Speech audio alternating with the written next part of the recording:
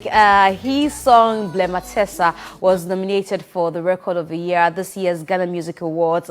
He didn't pick it, but it's a song that has gone so viral. I heard it first time on the internet. I didn't even know him at that time. And I know a lot of people who say they went to check out his page on YouTube because they saw the song on people's WhatsApp statuses and all of that. All right, so that's Blematessa, the song by Perez Musik, was nominated for Record of the Year. Great to have him in studio. You're welcome.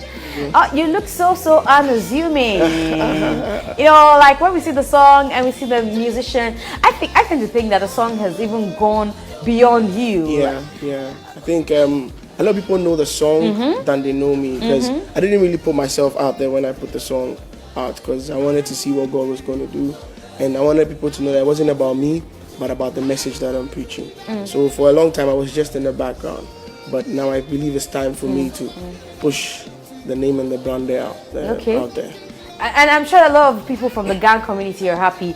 You know, I used to think that you do only Ghana songs until I saw Exalt, Purge Me, and I realized that, okay, you do English songs as well. Even in this one, you added a bit of English to it. But I see the Ghana community really excited about this. Yeah, because Ganyo Jimmy, I'm a Ghana. So I like to represent my dialect and my creativity. And funny enough, I think I create not better, but when I create in Ghana, it's well received. Probably because I have a lot of Ghana fan base. But like you said, I don't only do Ghana music, I also explore other genres too, and other languages and other ways to express my creativity as well. Blematessa, Rock of Ages, that's a huge one. If I go on your YouTube page, you've received over 100 comments, a lot of commentary on your YouTube page.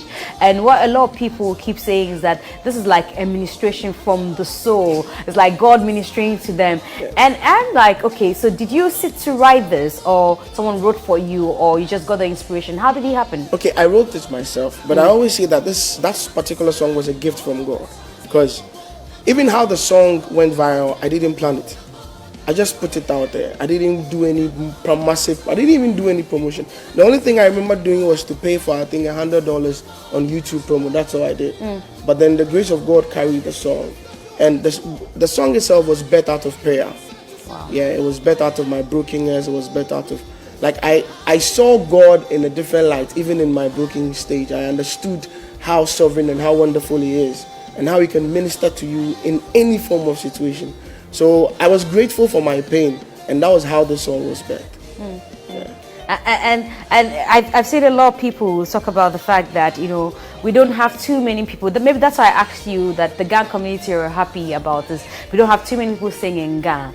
Again, there are people who fear to sing in Ghana or any other language other than English because they're afraid that it will not travel beyond the shores. I always say that we sing songs from South Africa. We sing their language, the Zulu and all those languages, and we don't even understand it. So I think it's more about the creativity and how you package and we sing Nigerian songs. We sing Imela, some of them we don't even understand it. But I believe that it's the way you present. The presentation matters. You understand the packaging, how you might be speaking Ga, you might be speaking Chi, but you can put it in a way that it can go international. And somebody will listen to it and be like, okay, I don't understand the language, but I like the melody. Because music is not just about lyrics. Even people just play jazz and the instrument ministers. So it's all about how you package and how you present your stuff. Was it the first time you put out a record? Because Perez Musik I never knew of until Blematessa went viral. Was it the first time you were putting together something, or you had already been doing music for a while? I've been doing music for a while. I've been doing music for about 15 years. Really? I started doing music from right after JHS, but I was doing secular. Oh, okay. And after SHS, I was more into production, but I was producing more for the secular artists. And then I had an encounter with God. All along, I knew that I was supposed to do the work of God, but I was just running away from it because in my mind, I'm not going to earn anything. Money no day there. Yeah, money no day there. But when God taught me how to depend on Him and not money, I understood my purpose on this earth. So I've been doing music for a while, but you know, there's always a time that God decides. God is the one who decides when you shine. So like I was telling you, I didn't plan for the song to go viral, but it did. And it's just a sign that God is telling me that, okay, now it's time for you to go out there and do the work on a bigger I like to platform. hear the kind of encounter you had with God. I've heard people say, "Oh, I saw God in my dream. I saw Oh, no, that." not. What kind of encounter did you have? It was, you see, our work with God is progressive. You understand? At a point in my life, I realized that things were normal. They were just ordinary, and I wanted something more. I was living my own life. I was having fun, like we tell, all the things that we call fun in the world. I mean, I was doing it. I was exploring all around, but then I realized that there was no satisfaction, and I had become slave to certain things. I was into drinking hard. I was drinking very hard. I was smoking and all that. But then I got to a point where I realized that no, life is worth more than this. So I set on a journey to look for God, and I found Him. And it's been a great walk so far. Like it's been an awesome walk. I don't regret it at all. Regret it? Not one bit. How do your secular folks see you? Like those people you were producing for and all of that? Recently, when I released Bobino, one of them commented under one of my posts that Charlie, he's shocked, and he now understands that the hustle actually refines. Yeah, and I mean, they are appreciative of what is happening right now. And I know that deep down in some of them, their hearts, they would like to contact me and ask me how the journey is on this side. And I'm willing to explain to them, and I'm willing to even drag them along. In fact, I'm actually on a journey of pulling some of them along too, because that's what the gospel is all about. Isn't this progress or the success and the fame? Isn't it too gradual for you? Isn't it too slow for you?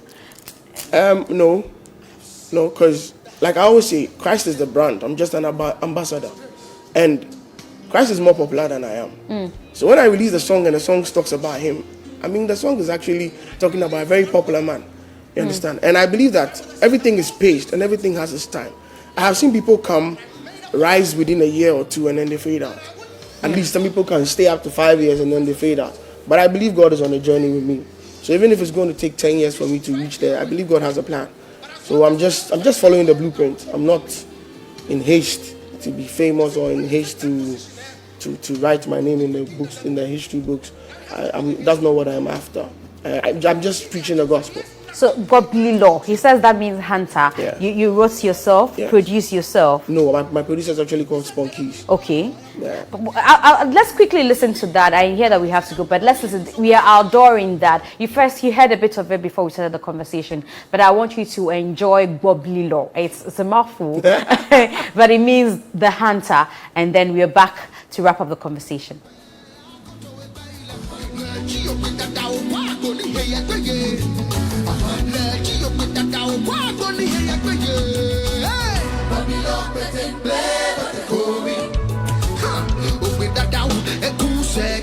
Follow or hail the King of Glory in His splendor.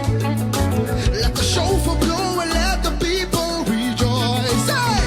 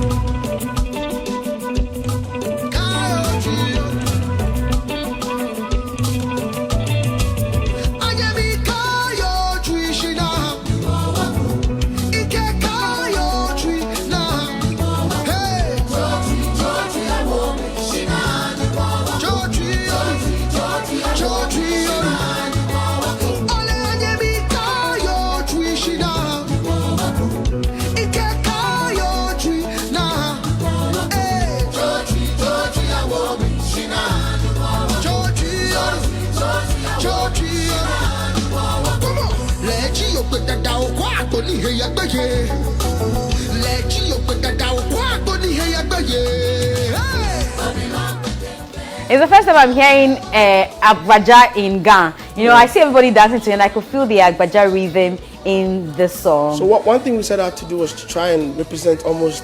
If you listen to it closely, you even hear Adowa sound in it. Oh, really? So we just tried to combine like 3 or 4 different Ghanaian cultures, and so but the Ga language stands out. So people will think that it's actually just centered on the Ga community. But if you listen to it, you can find various rhythms in there. Oh, I see. It was intentional. And you have a tendency to always want to perform live. Yeah. I don't know why you don't want to record and then. Well, I have record. This is actually off my album. Okay, so it's not like you do a live live recording. Is that not what you do? I do, but I have studio recordings too as well. But there's not time to bring those ones out yet. Okay. I actually have some international features that Oh, wow. we are looking at releasing next year. But for now, I think I'm more expressive when I'm doing the live, and I feel the energy when I'm communicating with the God live. works through you better when you're doing live music. And that's some of the comments I've read. But let's talk about how people can reach out to you because we have to go. Okay, so I'm online, Perez Musik 233. The music is spelled with a K, PerezMusik, then 233 on all social media platforms. Even if you want to email me, perezmusic233@gmail.com, Twitter, YouTube, everywhere.